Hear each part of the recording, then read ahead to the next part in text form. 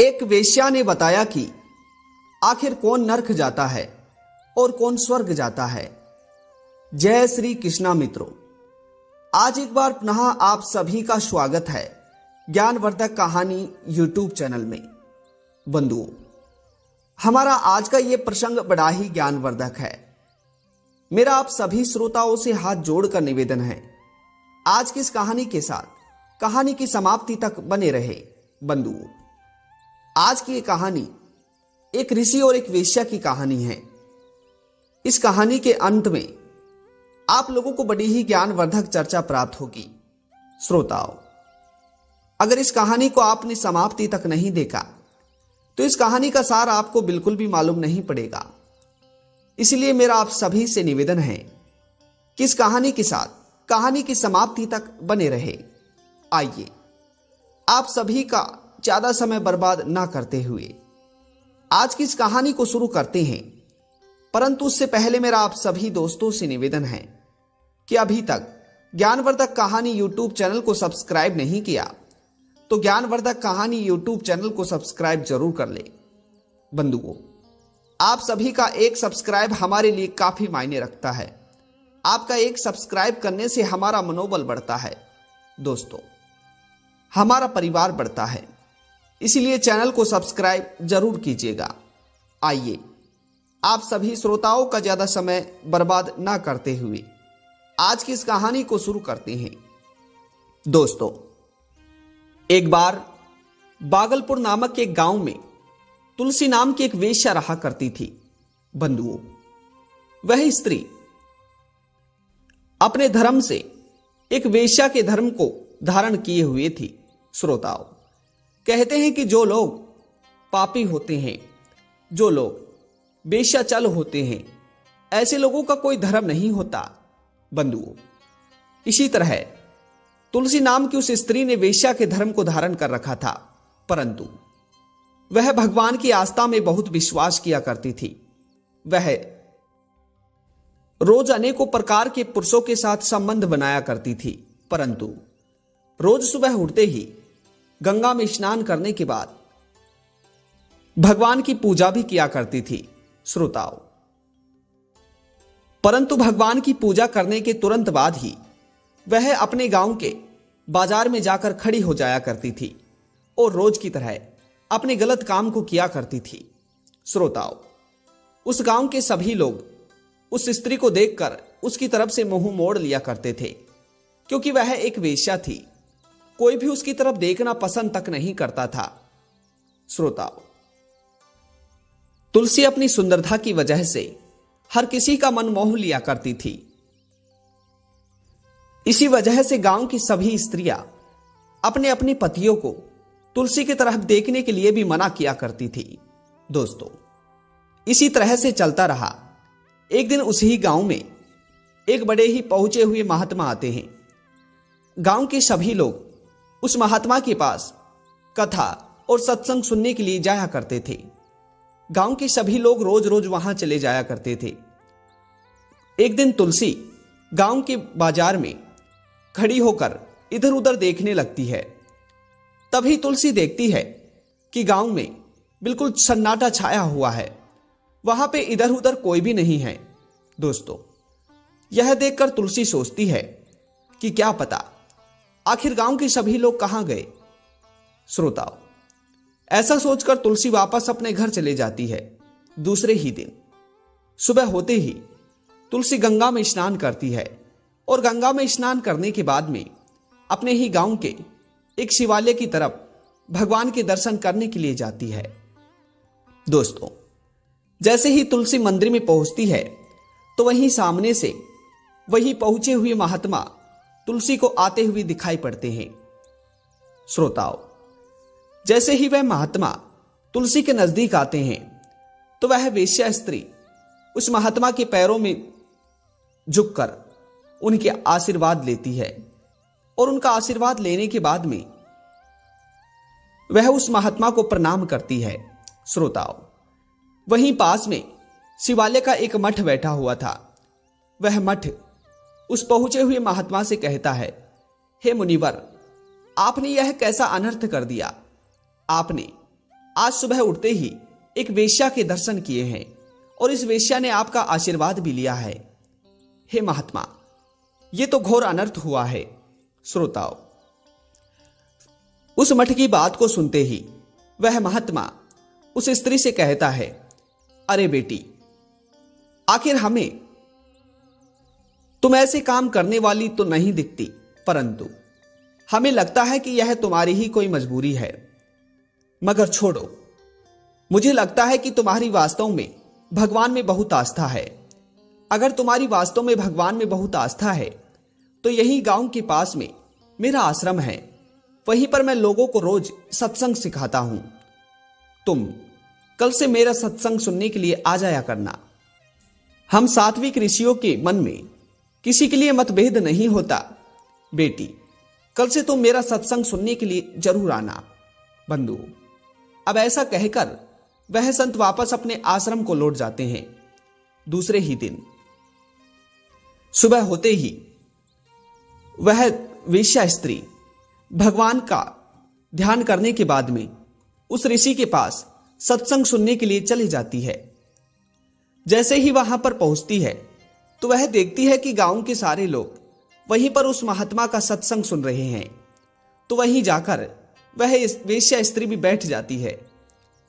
जैसे ही वह वेश्या स्त्री वहां पर बैठती है तो गांव के सभी लोग वहां से उठकर चले जाते हैं।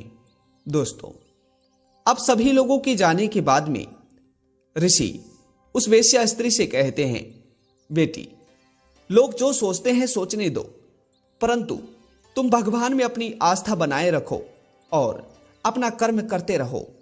श्रोताओं, उसके बाद में वह ऋषि उस वेश्या स्त्री से कहते हैं, पुत्री, आज मैं तुम्हें एक बात बताने वाला हूं। अगर तुम मेरी इस बात पर अमल करोगी तो जीवन में हमेशा सुखी रहोगी। श्रोताओं, तभी वह महात्मा उस वेश्या से कहते हैं, पुत्री, तुम यह बुरे काम सब छोड़ दो, क्योंकि यह काम तुम्हें शोभा नहीं देते। तुम आज से ही पुण्य करो और पुण्य ही कमाओ, जिससे कि तुम्हारे मरने के बाद तुम्हें फल सके। श्रोताओं, वे महात्मा कहते हैं कि पुत्री, तुम्हारे यही बुरे कर्म तुम्हारी मृत्यु के बाद तुम्हें नरक तक पहुंचाने का कार्य करेंगे, परंतु अगर तुम अभी अच्छे काम करोगी, अच्छे पुण्य करोगी, तो तुम्हें स्वर्ग की प्राप्ति होगी। श्रोताओं, अब उस महात्मा के कहने के अनुसार तुलसी दूसरे ही दिन से अपने वेश्यापन को छोड़ देती है और सुबह उठते ही स्नान करने के बाद उस महात्मा के पास सत्संग सुनने के लिए आ जाया करती है। अब काफी दिनों तक इसी तरह चलता है। उसके बाद में वह वेश्या स्त्री अपने बुरे कामों को छोड़ने के बाद भूखा मरने लगती है। उसके पास पैसा आना ही बंद हो जाता है। श्रोताओं, एक दिन तो ऐसा आता है जब उसके घर में खाने के लिए दाने तक नहीं बचते हैं। उसके बाद में वह वेश्या स्त्री अपने जीवन को हार नहीं मानती है और वह एक ठेले में कुछ फल और कुछ सब्जियां भरकर अपने ही गांव में बेचने के लिए चले जाती है। दोस्तों, जब वह गांव में बेचने के लिए जाती है तो वहां पर गांव का कोई भी उससे सब्जियां नहीं लेता है, क्योंकि गांव के सभी लोगों को पता था कि यह एक वेश्या स्त्री है। श्रोताओं, गांव की कोई भी स्त्री अपने पति को उसके पास नहीं जाने देती थी। अब ऐसा होकर तुलसी सोचने लगती है कि अगर इसी तरह चला तो मैं एक दिन तो भूखे ही मर जाऊंगी। इतना सोचने के बाद तुलसी अपनी सब्जियों को और अपने फलों को दूसरे गांव में बेचने के लिए चले जाती है। अब वहां पर तुलसी को कोई भी नहीं पहचानता था।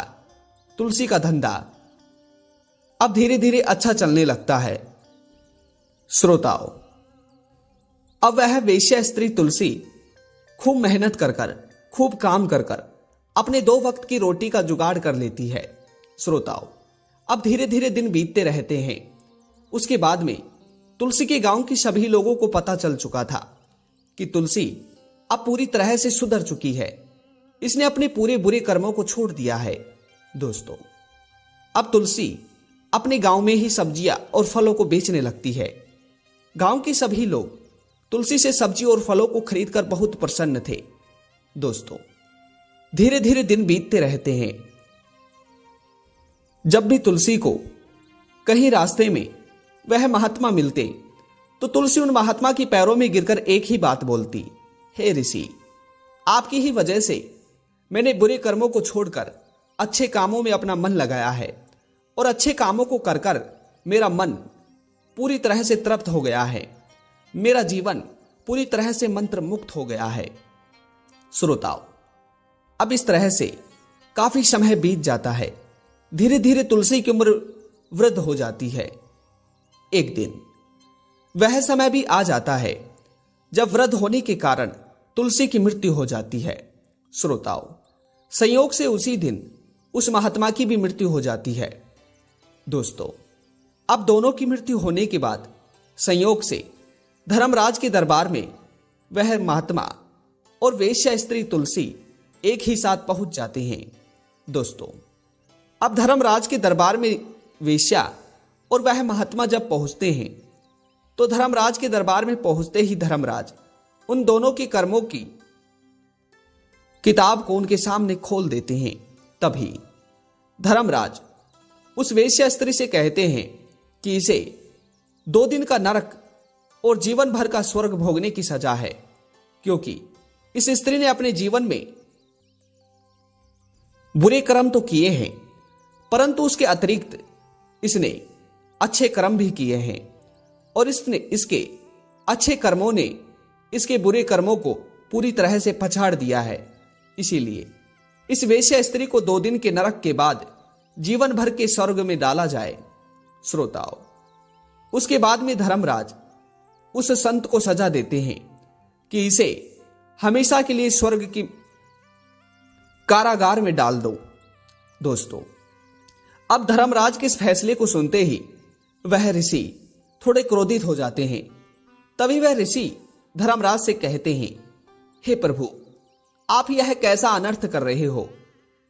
जिसे आपने स्वर्ग के लिए भेजा है यह एक वेश्या स्त्री है और इसने अपने जीवन में खूब बुरे कर्म किए हैं। इसने बस कुछ ही अच्छे कर्म किए हैं, जो भी मेरे बताने के अनुसार ही किए हैं। हे प्रभु, मैंने तो अपने जीवन में कभी किसी का बुरा नहीं किया। मैंने सारा जीवन आध्यात्मिक रूप की और भगवान की पूजा करने में बिताया है। मैंने हमेशा लोगों को राह दिखाई है। मैंने हमेशा दुखी को सुखी कर कर भेजा है। हे प्रभु, आखिर मैंने ऐसा कौन सा पाप किया है जिसकी वजह से मुझे नरक की यातनाओं को भोगना पड़ रहा है? दोस्तों, तभी धर्मराज उस ऋषि से कहते हैं, पुत्र, इस वेश्या ने अपने पेट को भरने के लिए कुछ ही दिनों के लिए बुरे कर्म किए थे, परंतु जब इसे अच्छे काम की राह मिली तो इसने अच्छे काम को ही अपना लिया और अच्छे काम के साथ साथ ही इसने लोगों की सेवा भी की है, भूखे को भोजन भी खिलाया है।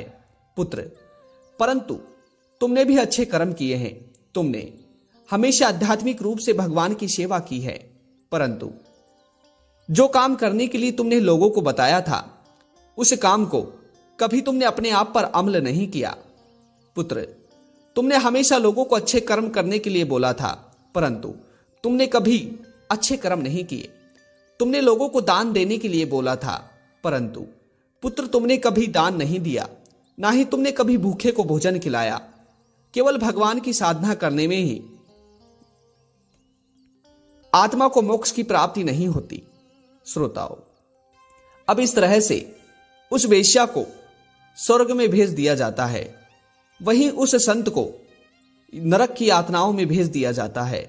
श्रोताओ, इसलिए कहते हैं कि हमेशा मनुष्य को अपने आप के बारे में कम सोचकर अन्य लोगों के बारे में ज्यादा सोचना चाहिए। कहते हैं कि जो बीज बोओगे वैसा ही पाओगे। ठीक उसी तरह कुछ हमारे जीवन में भी है। अगर हम अपने जीवन में बुरे कर्म करेंगे तो बुरे ही हमें मृत्यु के बाद फल मिलेंगे। इसलिए हमेशा सुखी रहो और लोगों को भी सुखी रखो। दोस्तों, ये कहानी आप सभी को कैसी लगी कमेंट बॉक्स में जरूर बताइएगा। एक बार पुनः मिलते हैं नई जानकारी और नई ज्ञानवर्धक कहानी के साथ। आप सभी का बहुत बहुत धन्यवाद। जय श्री कृष्णा। राधे राधे।